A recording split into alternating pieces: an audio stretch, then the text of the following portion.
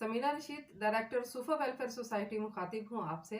आज हम जिस मौजू पर बात करेंगे वो है कामयाबी कैसे मुमकिन है।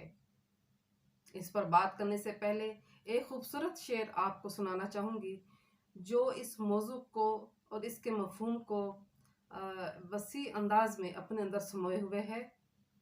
मिटा दे अपनी हस्ती को गर कुछ मर्तबा चाहे, मिटा दे अपनी हस्ती को गर कुछ मर्तबा चाहे, के दाना खाक में मिलकर गुलो गुलजार होता है। जब आप कामयाबी के सफ़र पर रवाना हो तो आप अपनी मंजिल को सामने रखें।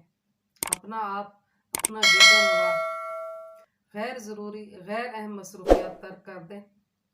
मट्टी के साथ मट्टी बनेंगे तो सोना बनेंगे।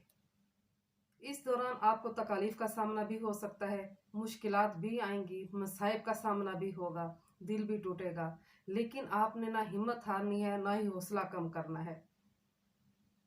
अपने अज़्म को तवाना और मजबूत रखना है कि इन मसाइब और आलाम को जिस कदर खंदा पेशानी से आप बर्दाश्त करेंगे, मंजिल उतना ही आपके करीब होगी और सफ़र आसान होगा।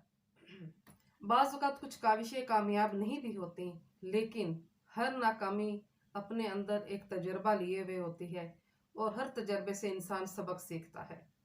नाकामी इस बात की अलामत है कि आप कामयाबी के लिए कोशिश कर रहे हैं, लेकिन इन नाकामियों से हासिल होने वाले नताइज से सबक हासिल करना और उन पर अमल करना कामयाबी की ज़मानत है,